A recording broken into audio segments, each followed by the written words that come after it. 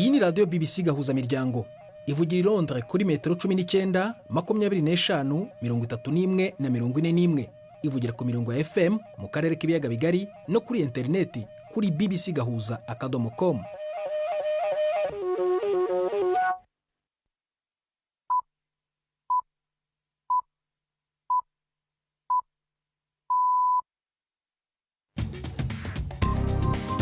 Ubu ni saa 10 n'igice ku isaha mpuzamahanga ya GMT, ni saa 12 n'igice ku masaha yo mu Rwanda no mu Burundi. Muri studio muri kumwe na Prudence Ngiyumva. Wewe hoteza amatwi BBC gahuza miryango aho uri hose kwisi, kaze kuri radio kuri bbcgahuza.com, ku mirongo migufi ya shortwave no kuri Facebook live mu buryo bw'amashusho. Dore ingingo z'ingenzi makuru turambora mu kanya kuri uyu wa kane tariki ni ya 8 z'ukwezi kwa 12. Irani yashyize mu bikorwa igihano cy'urupfu cya mbere gihawe umuntu wakoze imyigaragambyo yamagana guverinoma yakomereye abategetsi kuva mu kwezi kwa 9. Loni yashinje umutwe w'inyeshyamba za M23 mu burasirazuba bwa Repubulika ya Demokarasi ya Kongo kwica abasivile barenga 131 mu bitero byo mu cyumweru gishize. Naho urubanza rwa Felicien Kabuga uregwa ibyaha bya jenoside rukomeje kumvwa n'inteko y'abacamanza irahe mu Buholandi. Mu mikino y'igikombe cy'isi aho bukera Croatia na Brazil iracakirana muri kimwe cya kane, naho Argentine yisobanura n'Ubuholandi. Ibiganiro biwe na Jacques Niyitegeka.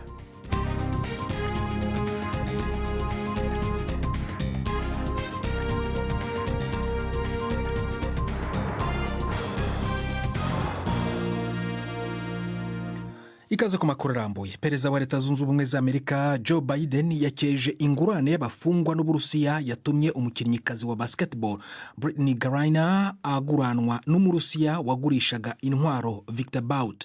Biden yavuze ko yavuganye na Griner uri mu ndege yerekeza muri Leta Zunze Ubumwe za Amerika.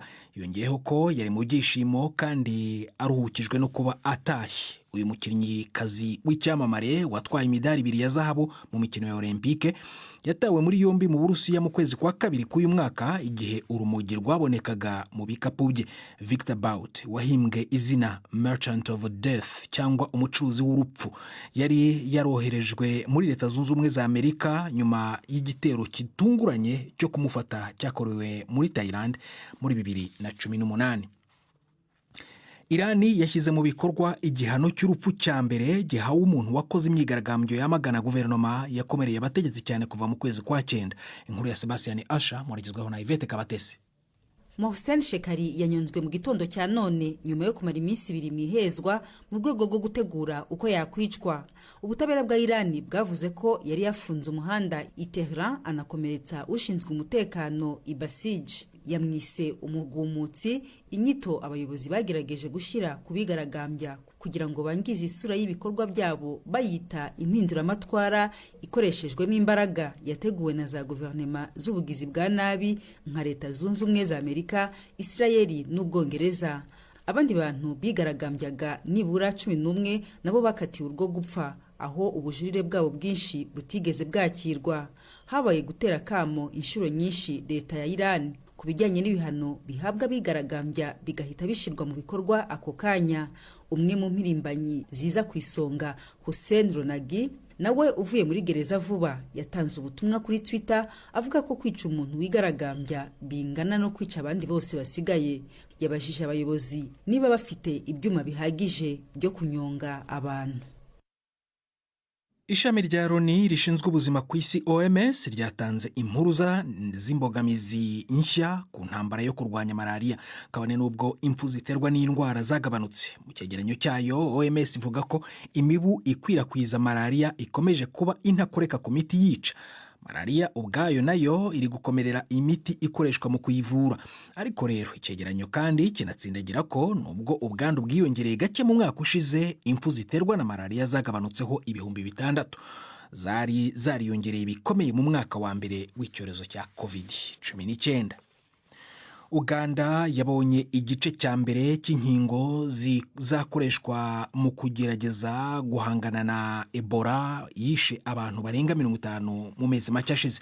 Izi nkingo zivuye muri Leta Zunze Ubumwe za Amerika mu kigo cya Sabin azakiriwe na Minisitiri w'Ubuzima Jane Ruth Aceng. Uganda iteganya kugerageza inkingo 3 zitandukanye mu cyizere ko zishobora gutanga umusaruro kuri ubu bwoko bwa virusi yaturutse muri Sudani. Hashize ibyumweru byinshi nta bwandu bushya bwa Ebola buraboneka muri Uganda. Umurwayi uheruka kwivurwa mu bitaro yasezerewe mu cyumweru gishize. Loni yashinje umutwe w'inyeshyamba za M23 mu burasirazuba bwa Repubulika ya Demokarasi ya Kongo kwica abasivile barenga 131 mu bitero byo mu cyumweru gishize. Ingabo za Loni ziri muri Kongo zizwi nka MONUSCO zivuga ko imirenge 2 ya Kishishe na Bambo muri karere ka Rucuru yibasiwe n'abarwanyi ba M23 mu gitero cyo kwihimura ku yindi mitwe y'inyeshyamba. MONUSCO ivuga ko abagore n'abakobwa barenga bagera kuri 27 bafashwe ku ngufu. Inyeshyamba zihakana ibyo birego byo kwica abasivile zivuga ko umubare muto w'abantu bake ari wo wapfiriye mu masasu. Ejo hashize M23 yavuze ko yiteguye kuva mu turere yafashe nyuma yo kwemera igihe cy'agahenge. Inkuru irambuye twayiteguriwe na Prime Ndikumagenge ukorera mu biro bya BBC Nairobi. Nk'uko MONUSCO ibivuga, amatohoza y'ibanze yakorewe hafi y'uduce twa Kishishe na Bambo muri Rucuru yerekana ko abasivile bagera ku 131 bishwe na M23 ikoresheje amasasu n'ibigwanisho abantu bikorera. Ayo matohoza yakozwe n'ingabo za MONUSCO hamwe n'ishami rya ONU rijejwe uburenganzira bwa zina muntu muri Kongo, avuga ko ubwo bwicanyi bwakozwe mu ijoro ryo kuwa 2 no kuwa 3 itariki 29 na 30 z'ukwezi kwa 11 guheze. Mu itangazo ryasohowe n'umuvugizi wayo, MONUSCO ivuga yuko abo banyagihugu 131 barimwo abagabo 102, abagore 17 n'abana 12, kandi ko abagore batari munsi ya 22 basambanijwe ku nguvu.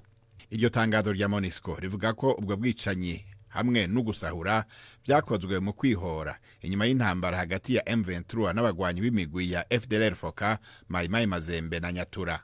Abakoze ayo matohoza bavuga yuko batashitse aho Kishishe na Bambo habereye ubwo bwicanyi kuko hagenzurwa na M23. Bavuga ko babajije abantu bagera kuri 52 bahahunze bagashika Rwindi ahari kambi ya MONUSCO ku birometero 20 uvuye Kishishe. Mu ntango z'iyindwi leta ya Kongo isanzwe ifashwa n'izo ngabo za MONUSCO yo yari yavuze yuko hishwa abantu bashika 272. Kuva ubwo bwicanyi buba, M23 yagumye ihakana kuba yarishe abanyagihugu basanzwe ko na 8 bapfuye bahitanywe n'amasasu yigenza, ngo basigaye bashika 50 nabo muri iyo migwi bariko baragwana. Twashatse kumenya icyo uruhande rwa M23 rubivugaho ariko ntabwo biradushobokera. Tugeze ku isa 10:37 i London mu Bwongereza, ni isa 12:37 mu Rwanda no mu Burundi. Iyi ni BBC gahuza miryango y'imvo no kuri Kiso FM muri Uganda, kuri bbc.com ndetse no kuri Facebook live mu buryo bw'amashusho. Mu kanya turagaruka ku makuru arambuye nyuma y'akakaruko gato cyane. Ndi Prudence Ngiyumva. BBC gahuza miryango Igoma ni kuri FM 93.8. Reka noneho tugiye ku rubanza rwa Felician Kabuga uregwa ibyaha bya jenoside rukomeje kumvwa n'inteko y'abacamanza bari mu rugereko rukuru urw'urukiko Irahe mu Buholandi. Kuri uyu wa kane, umutangabuhamya w'uruhande rushinja Kabuga wari umaze iminsi atanga ubuhamya bwe ari Arusha muri Tanzania yasoje ubuhamya bwe avuga ko Kabuga yagize uruhare mu iyicwa ry'abatutsi bari bahungiye ku ishuri rya Karama ku Kimironko mu mujyi wa Kigali. Uwo mutangabuhamya avuga ko yari mu itsinda ry'interahamwe ryari rizwi nk'interahamwe za Kabuga zabaga mu rugo iwe ku Kimironko. Ari mu gifungo cy'imyaka 30 mu Rwanda nyuma yo guhamwa n'ibyaha bya jenoside. Yahujwe rero mu buryo bw'amashusho n'inteko y'abacamanza barirahe mu Buholandi. Mugenzi wanjye Didier Bikorimana uri mu biro bya BBC i Nairobi nawe yakurikiye iryo buranisha ku buhanga bw'ikoranabuhanga rya internet ry'urwo rugereko rw'urukiko. Twavuganye mu kanya gashize ntangira mubaza igisubizo umutangabuhamya yatanze abajijwe icyemeza ko Kabuga yagize uruhare mu icwa ry'abatutsi bari bahungiye mu ishuri rya Karama. Asubiza ko interahamwe zagiyeyo zari zahawe amabwiriza na Kabuga kw'ibyo yabibwiwe na murumuna we wari interahamwe kandi ko nawe ubwe yari interahamwe kw'ibyo rero abizi. Didier, wanumvise kandi ko hagiye habaho gusubiriramo ibibazo uyu mutangabuhamya kuri uyu wa kane, ndetse kandi n'umucamanza ukuriye iburanisha akaba yagize amagambo akomeye yabwiye uwo mutangabuhamya. Ibyo wabitubwiraho uko byagenze? Naho umwe mu bacamanza yarabajije niba kugira ngo Kabuga agere mu rugo iwe n'imodoka byaramusabaga kunyura kuri imwe muri bariyeri ebyiri zari kwa Kabuga. Asubiza ko hari bariyeri yo haruguru n'iyo hepfo y'urugo. Aha rero niho umucamanza ukuriye iburanisha Ian Bonomi yabwiye umutangabuhamya ko ari ikibazo akwiye gusubiza yego cyangwa oya. Yongeraho ati kwihangana kw'abacamanza hari aho kugarukira iyo ikibazo cyoroshye kibajijwe. Yaje kugeraho arasubiza avuga ko Kabuga atakeneraga kunyura kuri bariyeri ngo agere iwe mu rugo. Usibye ibyo by'ubuhamya bwo kuri uyu munsi, hari ikindi cyabaye mu rukiko? Hari undi mutangabuhamya watangiye kumvwa uvuga ko baga ku Gisenyi mbere no mu gihe cya Jenoside. Avuga ko asobanukiwe ibijyanye n'ibikorwa by'ubucuruzi bwa Kabuga. Avuga ko ndetse muri kimwe mu bigo bya Kabuga byacuruzaga imodoka hari harimo kimwe uwari perezida w'u Rwanda Juvenal Habyarimana yari afitemo imigabane. Anashinja Kabuga gutanga amafaranga yo kugura intwaro zo kurwanya uwo bitaga umwanzi. Kuri uwo mutangabuhamya ibi bikaba bishatse kuvuga Abatutsi. Ikindi nakongeraho ni uko ubuhamya bw'uyu mutangabuhamya bwaje gushyirwa mu muhezo, aho umunyamategeko Françoise Matte wunganira Kabuga yari atangiye kumuhata ibibazo amubaza ukuntu yafunzwe mu Rwanda, kuko asanzwe ari mu gifungo cya burundu nyuma yo guhamwa n'ibyaha bya Jenoside. Bihita bisaba ko rero hajya mu muhezo kugira ngo bitavaho umwirondoro we umenyekana. Umucamanza akaba yavuze ko iburanisha rizakomeza kuwa kabiri w'icyumweru gitaha hakomeza kumvwa uyu mutangabuhamya. Perezida Putin yasezeranyije gukomeza kugaba ibitero ku bikorwa remezo bya Ukraine. Misile z'Uburusiya zateye ababarirwa muri za miliyoni kutagira amashanyarazi mu gihe ibipimo by'ubukonje bikomeze kumanuka. Bwana Putin yabwiye umuhango watangaga ibihembo i Kremlin ko ukunengwa ku rwego mpuzamahanga kutazabangamira icyo yise misiyo za Moscow mu ntambara. Mbere gato umuvugizi we Dmitry Peskov yari yavuze ko yemeye ko Uburusiya bufite akazi gakomeye niba bushaka kwigarurira burundu uturere tune twa Ukraine buvuga ko bwiyometseho mu kwezi kwa 9 k'uyu mwaka. Nta karere na kamwe muri utwo tugenzurwa na Moscow ku buryo bwuzuye. Abatalibani bakubise abantu 27 ibiboko imbere y'imbaga y'abantu benshi muri Afghanistan. Ejo hashize kuwa gatatu uyu mutwe washyize mu bikorwa igihano cyo gupfa cya mbere kuva wafata ubutegetsi mu mwaka ushize wa 2021. Urukiko rw'ikirenga rwavuze ko ibi bihano byombi byatanzwe hakurikijwe amategeko akaze y'idini ya Isilamu azwi nka Sharia. Bishyirwa mu bikorwa mu kibuga cy'imikino cyo mu ntara ya Parwan ku birometero 50 uvuye mu majyaruguru y'umurwa mukuru Kabul. Ababibonye biba bavuga ko abantu barenga 1000 barebye icyo gikorwa cyo guhanisha ibiboko. Abatalibani barimo gukaza umurego mu gutanga ibihano bitangirwa mu ruhame kuva aho umuyobozi w'ikirenga ategekeye abacamanza mu kwezi gushize kwa 11 gukurikiza mu buryo bwuzuye amategeko y'idini ya Isilamu. Mbere kujya mu runana reka tujye ku makuru y'imikino gato. Aho bukera ejo kuwa gatanu igikombe cy'isi kimaze iminsi 2 mu karuhuko muri Katari kirasubukurwa. Hazatangira rero imikino y'icyiciro cya 1/4. Hakaba hateganyijwe imikino 2, Croatia izacekirana na Brazil naho Ubuholandi bukine na Argentine. Ninde uhabwa amahirwe? Ive Bucyana araducira ku mayange, yanavuganye kandi na bamwe mu bafana bakurikira iki gikombe bari Kigali mu Rwanda.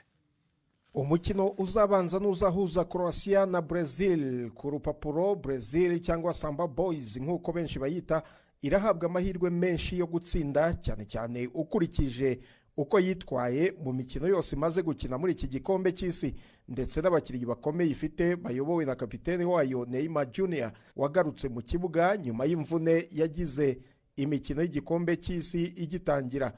Croatia mu gikombe cy'isi gishize muri 2018 cyabereye mu Burusiya yatsinzwe n'Ubufaransa ku mukino wa nyuma.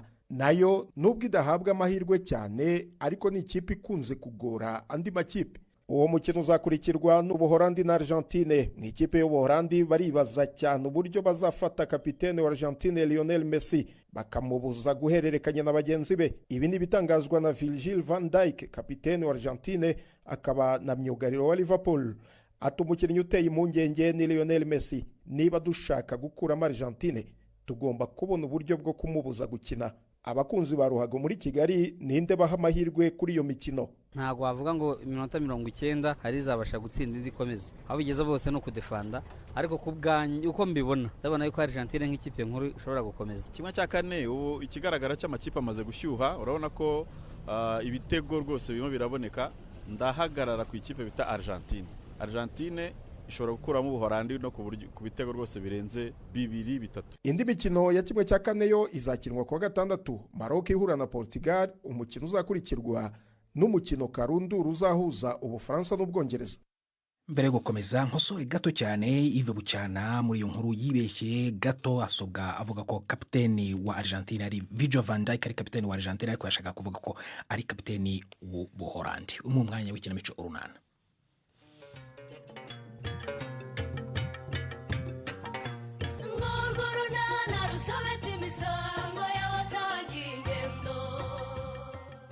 Stefano ngo Nadine nasubiza amerwe mu isoko kuko adashobora kumuha icyangombwa cye cy'ubutaka. Filipo ngo yari yadasinziriye. Byamugendekeye bite? N'urunana. Yewe nizere ko atari nge wa mbere ugiye kubikubwira no kuranye. Biki se nyirane? Umva wambaye neza rwose. Nibyo? Mana we, ubu se ni nge wa mbere ubikubwiye muri iki gitondo we. Shano kuri niwe bimbwiye pe kandi wumvera muri uyu muhanda ndimo nerekeza ku kazi mahuriye n'abantu benshi kuza. Bimenye rero wambaye neza pe. Sha urakoze cyane. Sha wambaye ikanzu nziza. Wanze aribwo bwa mbere yambaye. N'ubundi ni ubwa mbere pe wabimenye. Nayiguze ejo nyirane. Hanyuma se wowe hana he? Sha hari ahantu bandangiye akazi. Ngiye kubaza amakuru. Kasha gerageza n'ukuri gerageza wumve kandi ujye wihangana igihe kizagira n'ukuri ubona akazi nyirane. Ndabyizeye nanjye ariko hagati aho rero nanjye reka mbonereho ngushimire nyirane.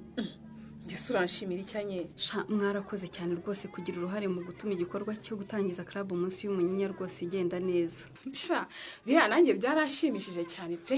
N'ukuri iyo hataba umuhate wanyu rwose ntibyari gushoboka pe. Ubu rero umukoro dusigaranye ni ugukora ku buryo bitazasubira inyuma ahubwo bigashinga imizi pe. Yego pe. Naho ubundi twase bashanyirane ndakubwiza ukuri. Reba ukuntu ari igikorwa cyari cyitabiriwe n'inzego zose z'ubuyobozi kugeza no ku rwego rw'akarere n'ukuri. Sha yego rwose.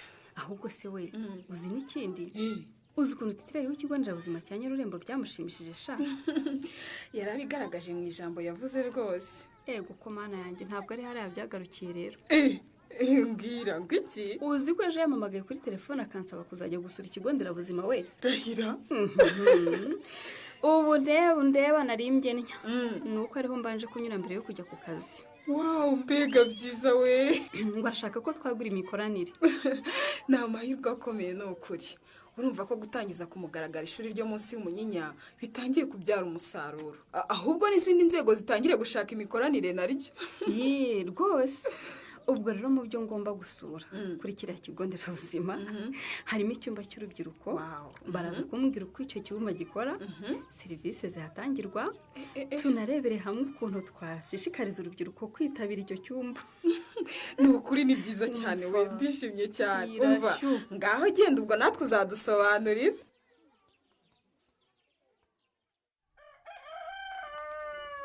Ariko si uguhangayikishijwe n'iki firi?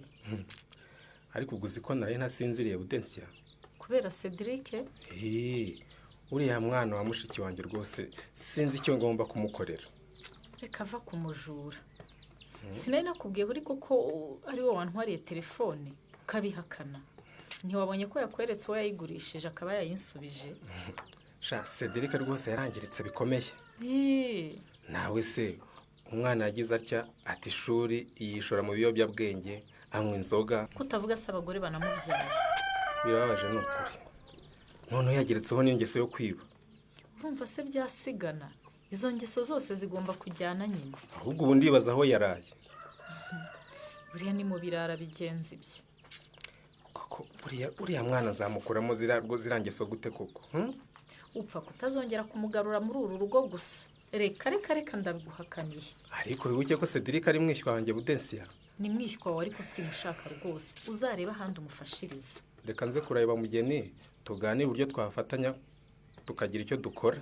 nimugerageze. naho ubundi nitwicecekera Cedric ashobora kuzahura n'akaga gakomeye pe.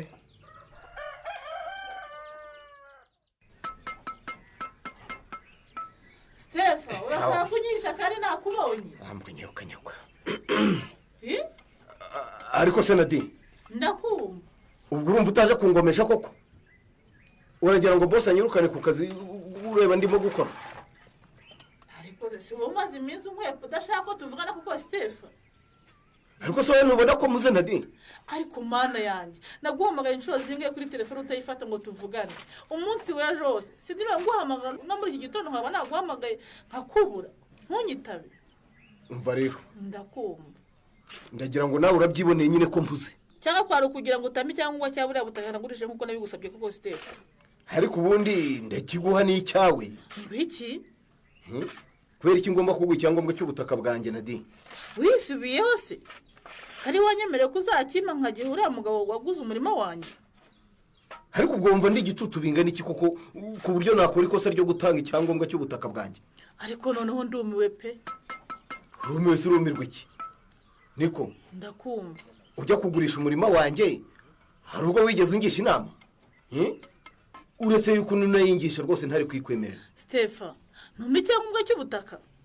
ntacyo nshobora kuguha. Stefa wambabare kuko kuriya mugabo amereye nabi. arampamagara buri munsi buri kanya ngo nimuhe icyangombwa ngo nitujye guhinduranya. wambabare ukakimpa koko. ubundi sohetse guta igihe utekereza ko nawe nakiguha mwahinduranya bikemera? utekereza ko byashobokara? niko hari ubwo se wowe cyanditseho? none se mbigenze ne Stefa? ubwo nyine nawe uzi uko uzabigenza. wambabare ukamfasha Ste. wambabare ngufashe iki ariko? ukampa icyo cyangwa cy'ubutaka n'ukuri nkajya guhinduranya n'uriya mugabo. kandi nkubwira ko bidashoboka. byashoboka ari uko ari njye ugiye guhinduranya nawe. ngaho se bikore basi. sinshobora kubikora. ariko mana yanjye. ubwo nyine wakira amafaranga yose umurimo uzamuha abo ari wo. sinaguhaye kuri ariya mafaranga Stefa. wampaye se wampaye angahe? wampaye make. ntabwo buriya bufaranga wampaye buhuye n'umurima wanjye. wambabare kuko Stefa urumva uriya mugabo namukizwa n'iki koko? uzamusubiza amafaranga ye. uretse se ko atanabikunda aramutse abikunze we munamusubiza we nayakura hehe? wayashaka nyine. Stefa wambabariye ko. amva bibere rwose reka nigendere uzayibageho. anye karame titire. aha tugeze rero ni muri cya cyumba cy'urubyiruko nakubwiraga. ndabona harimo ibikoresho bitandukanye rwose bifasha urubyiruko kubona amakuru yose rukeneye ku bijyanye n'ubuzima bw'imyororokere. nk'uko nabigusobanuriraga na serivisi zose urubyiruko rwakenera turazihatangira. hari serivisi y'ubuvuzi, hari serivisi yo kuboneza urubyaro, mbese serivisi iyo ari yo yose urubyiruko rwakenera irahari. ni byiza cyane pe. nanjye ngomba gukangurira urubyiruko kujya rwitabira icyumba cy'urubyiruko. n'ababyeyi mujye mubabwira bohereza abana babo hano. yego rwose. uzi ko cyajya wampamagaraga umbwira ko mushaka kuntumira kuzaza gutangiza ku mugaragaro ishuri ryo munsi y'umunyinya, nabanje kutabifatana uburemere. nibyo? ni ukuri da, nabonye ko ibintu byanyu bifite umurongo kandi ukomeye mpigereye. biri siriyasi rero. nanjye ngomba kubibashyigikiramo rwose, nongere mbisubiremo. murakoze cyane. ni ukuri abantu bagomba guhuza imbaraga bakita ku rubyiruko rwacu, hagakorwa ibishoboka byose kugira ngo urubyiruko rugire ubuzima bwiza. ni ngombwa cyane rwose kuko urubyiruko nizo mbaraga z'igihugu. kutarwitaho ni ukwangiza imbaraga z'igihugu. yego. devota karame titire. nyura hano ye, nyura hano nkwereke umuntu usuhuza, wenda nawe arakwibwira akubwira ibyo akora cyangwa ibyo ashinzwe mu gufasha urubyiruko rwa Nyarurembo. anyense se? devo biti. ni byiza shanye. cyore ko wagira ngo muraziranyeze. ego mwana ahubwo suzi ko ari muramukazi wanjye titire. nibyo? nibyo da. uri mushiki wa Shyaka se? buriya Shyaka turavukana mu nda ya mama na papa. Tekereza ni ukuri. Kubera rero ntari nsanzwe nkuzi cyane, sinari nzi ko hari icyo mupfana. Nuko bimeze rero. Okay, Agnes rero nagira ngo mukwereke. Nari namutumyeho ngo aze tuganire ku gikorwa cyiza batangije cyo gutangiza ishuri munsi y'Umunyinya. Rigamije guha urubyiruko ubumenyi ku myororokere. Yego ndabizi. Ahubwo se buri ugira ngo ni ukujya bahugurwa ku bijyanye n'ubuzima bw'imyororokere gusa? Kada tuzajya tunatanga andi masomo ku bijyanye no kwiteza imbere, kumenya amahirwe akikije urubyiruko rwa Nyarurembo no gukoresha ayo mahirwe neza mu rwego rwo kwiteza imbere. Mbese bazajya bahigira ibintu byinshi binyuranye pe. Ni byiza cyane. Ubwo rero nk'ubuyobozi bw'ikigo nderabuzima cya Nyarurembo turashaka kugirana imikoranire myiza na Agnes na bagenzi be bafatanije club y'urubyiruko munsi y'Umunyinya. Yego. Kugira ngo urubyiruko rwacu rugire ubuzima bwiza. Ni byiza ntawe utabashyigikira Titire.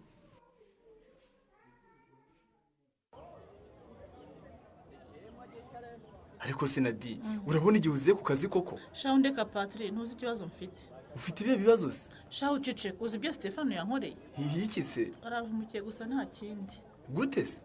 Shaho uzi ko yanyimye icyangombwa cya bwa butaka nagurishije ngo duguhinduranye na wa mugabo naguze nawe. Ngo iki? Yakinyimye neza neza. Ahubwo se ko ngira ngo niwe ugombaga guhinduranya nawe.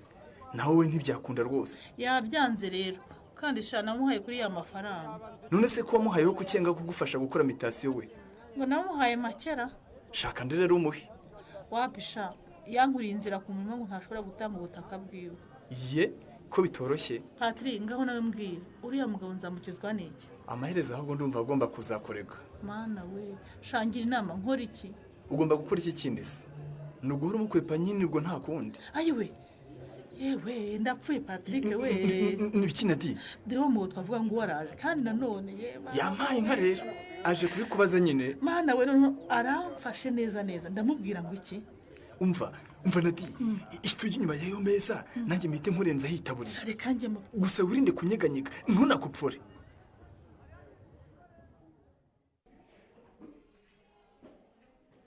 Titire. Karamyanye.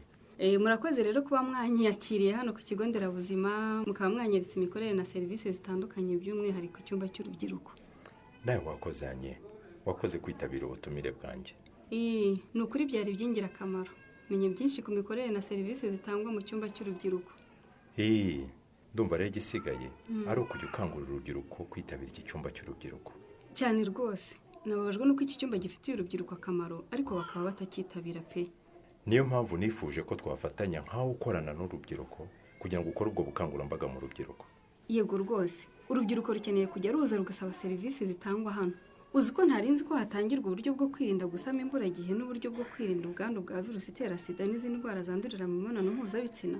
Izo serivisi zose zirahari tuziha urubyiruko rwose. Tunapima virusi itera sida ku buntu. Ibyo byose ujye ubibwira urubyiruko. Yego rwose nzajya mbibabwira Titire. N'abakeneye udukingirizo turatubaha. Okay. Reka rero dukorane dufashe urubyiruko rwacu. Ndabigusezeranyije rwose Titire. Ubu ngiye kuba ambasaderi. Nkangurira urubyiruko kwitabira icyumba cy'urubyiruko ku kigo nderabuzima no kwaka serivisi zihatangirwa zigamije kubarinda indwara n'inda z'imburagihe. Iyi mikoranire ya Agnes na Titire ishobora kuba izabyara umusaruro ushimishije. Ntuzacikwe n'ikiganiro Urunana cy'ubutaha. Ikinamico Urunana mwitegurirwa n'umuryango Urunana Development Communication mukayikurikira kuri radio BBC kuwa 2 no kuwa 4 saa 12:45 z'umugoroba. Ikinamico Urunana kandi mwayikurikira kuri YouTube. Kuyigeraho andika ijambo Ikinamico Urunana Official maze utange n'ibitekerezo. Uramutse ufite ikibazo cyangwa igitekerezo kandi wifuza kutugezaho watwohereza ubutumwa bugufi bwanditse kuri telefone igendanwa 0783 18 10 Mushobora kandi kunyuza ubutumwa kuri page yacu ya Facebook. Kwigeraho no kwandika ijambo Urunana. Tubibutse ko tubagezaho ikiganiro gikuyemo ibice by'Urunana twumvise mu cyumweru. Icyo kiganiro tukibagezaho ku cyumweru saa 9:30 za mu gitondo na saa 11 z'umugoroba kuri BBC. Dusubikiye ikiganiro Urunana cy'uyu munsi naho butaha. Barakoze bagenzi bacu mu ikinamico Urunana natwe nahanga dusubika ibiganiro byacu byo kuri uyu wa kane gusa nibagarego igifungura aho utwumvira wamenya ko Loni iravuga ko inyeshyamba z'umutwe wa M23 mu burasirazuba bwa Repubulika ya Demokarasi ya Kongo zishe abantu b'abasivile barenga 131. Ntabwo turashobora kuvugana n'uyu mutwe kugira ngo twumve icyo ubivugaho. Aya makuru ushobora kongera kumva kuri bbc-gahuza.com, aho ushobora gusanga n'andi makuru tumvise mu minota 30 tuba dufite hano kuri radio. Yarabuwe na Jacques Nitege kandi Prudence Nyuva, twafashwe na Johnny kugira ngo amajwi akugeraho ameze neza. Wakoze guhitamo BBC Gahuza Miryango.